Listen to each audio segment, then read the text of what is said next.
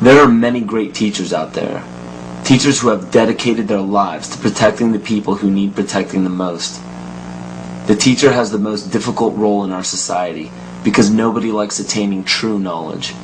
True knowledge encompasses all aspects of existence, good and bad.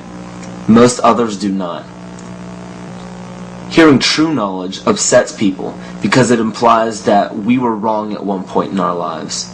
And another character flaw is our desire to apply absolute truths to unstable foundations in our life.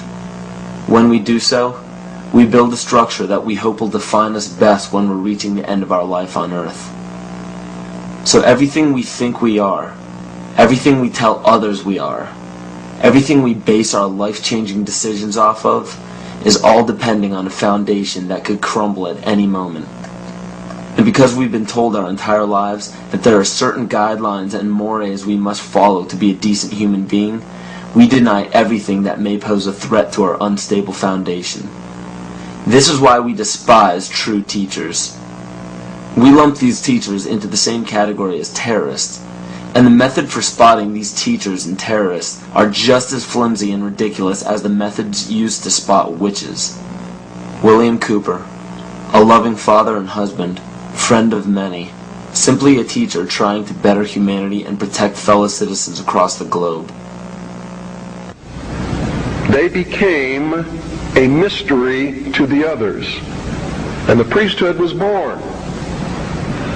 No king ever existed without the permission of the priesthood. The kings never had the power and don't to this day. Kings exist at the whim of the real power, which is the priesthood standing behind the throne. It is a method of encoding information through a system of mathematics and numbers. It is some of the most ancient knowledge that man has ever possessed and has been kept secret and given only to those who have proven themselves worthy through the process of initiation. There's a method to their madness. There's really not much method to yours, because you're operating from a place of ignorance, and until you change that, you're going to be bumbling around, bumping into each other, saying and doing the wrong things, not understanding the nature of your enemy. And if you don't understand the nature of your enemy and the weapons they use, you cannot fight that enemy. You can't fight the battle. You shouldn't even be on the battlefield. Supposedly, a CNN reporter found Osama bin Laden, took a television camera crew with him, went into Osama bin Laden's hideout, interviewed him and his top leadership, and he came out and told everybody, within 3 weeks Osama bin Laden is going to attack the United States and Israel. Now, don't you think that's kind of strange, folks?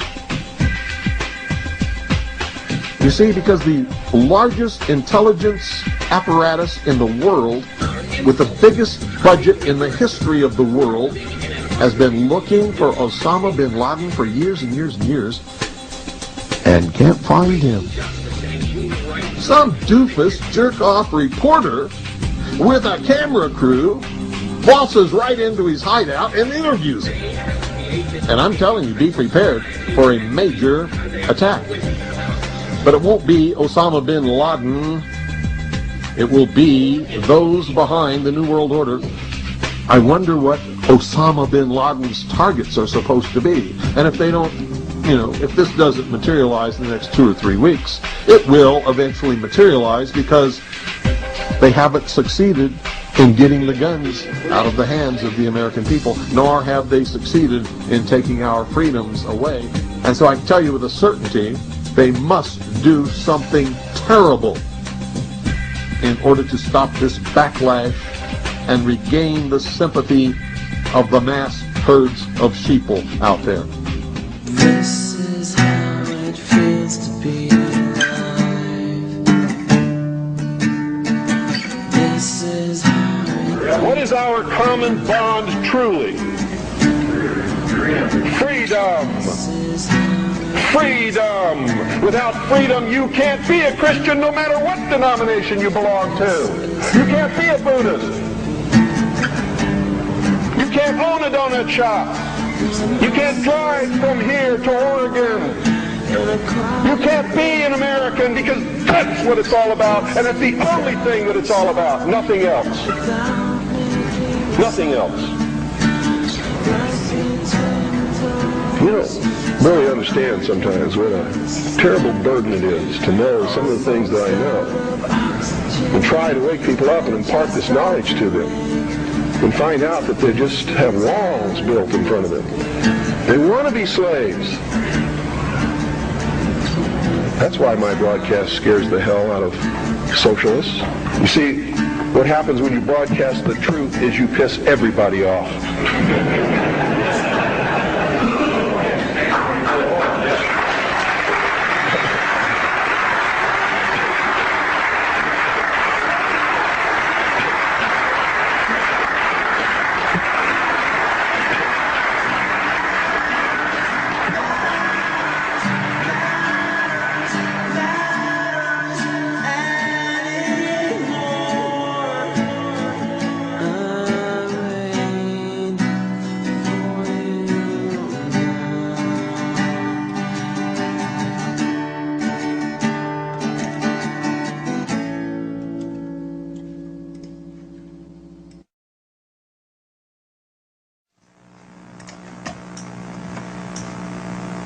I maintain that the only true salvation from any oppression or enslavement is self-empowerment, knowledge, consciousness.